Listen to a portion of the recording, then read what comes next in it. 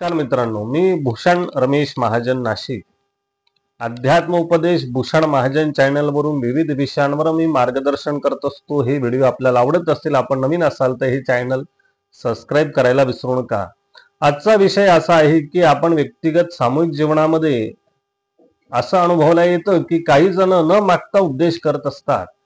काही विषयांवर जर उपदेश मागितला तरच सांगावं असं असतं, पण न मागता उपदेश केला जातो तेव्हा ती व्यक्ती उपदेश देणारी अक्कल शून्य असते. कोणासाठी? उपदेश घेणाऱ्यासाठी. कारण त्याच्या मनात हे विचार असतात की उपदेश न मागता हा मला उपदेश का करतो आहे, असं होत असतं. म्हणून कोणी विचारल्याशिवाय उपदेश करू नका. तिथे आपली किंमत शून्य होत असते, हे लक्षात घेतलं पाहिजे. आणि त्यापुढे काय असतं, न मागता करी जो उपदेश, न मागता जर उपदेश केला तर त्याचा निर्देश कोणीही ऐकत नाही, ऐकून घेत नाही, असं होत असतं. म्हणून न मागता तुम्ही त्या विषयावर उपदेश करू नये. आणि त्याला किंमत राहत नाही. ती कशी? तर मूल्य ना मिळे उपदेश ऐकवी. त्या उपदेशाला मूल्य, किंमत तो व्यक्ती देत नाही. कारण का? त्याने तो उपदेश मागितलाच नसतो. म्हणून कोणाला काही सांगायला जाऊ नका जोपर्यंत तो तुम्हाला विचारायला येत नाही. किंमत न उरे त्या शब्द वाक्य. आपल्या शब्द वाक्याला तिथे किंमत मिळत नाही, जे आपण न मागता सांगत असतो. आणि त्यापुढे न मागता अक्कल शून्य पुरवी. न मागता कोणी सांगायला गेलं की ती व्यक्ती अक्कल शून्य आहे असं समजलं जातं. आणि व्यवसाय वर्म तो न जाणे.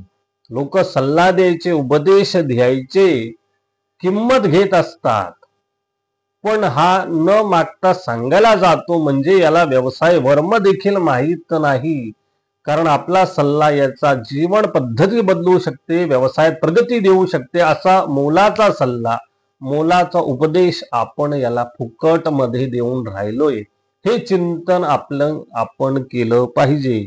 आणि व्यवसाय वर्म किंवा मार्गदर्शक उपदेश सवलत मागून न मिळे. व्यवसायात सवलत मागितल्यानंतर दिली जाते.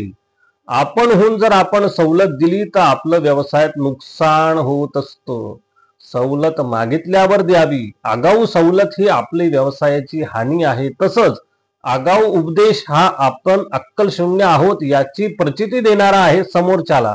कारण तो किंमत ठेवणार नाही, मूल्य ठेवणार नाही, कारण ते फुकट त्याला मिळत असतं.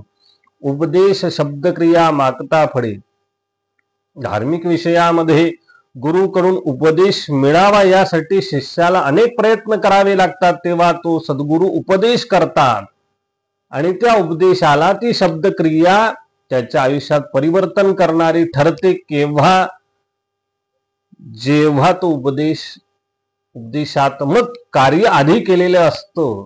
आणि असं न करता जर उपदेश केला, काही सांगायला गेलं तर फुकटची किंमत लोक करत नाही, किंमत देत नाही. ते धार्मिक विषयात असो, व्यवहार व्यवसायात असो, किंवा व्यक्तिगत जीवन जगताना असो, कोणी विचारल्याशिवाय त्याला काही सांगायला जाऊ नका. त्याला सांगायला गेल्यावर तो तुमचा अपमान करेल. ती संधी त्याला देऊ नका. कारण न मागता काही सांगितलं कोणीही ऐकून घेणार नाही, त्याला किंमतही देणार नाही आणि मूल्य तर राहणारच नाही. आपण त्याच्या भल्यासाठी सांगतोय हे जरी असलं तरी त्याची ती मनोवस्था नाही ऐकून घ्यायची. कारण त्याने तुम्हाला सांगितलंच नाही की मला मार्गदर्शन करा म्हणून. आणि असं आपण अनुभवायला येतं, आपण कोणाला काहीतरी सांगायला जातो त्या पदरी आपल्याला अपमानच मिळत असतो. असं का होतं? तर कारण ते एकच असतं, न मागता उपदेश कोणाला कधीही करू नये. याविषयी आपण संवाद साधला. पुन्हा नवीन विषयासह भेटू. तोपर्यंत सर्वांना नमस्कार, धन्यवाद.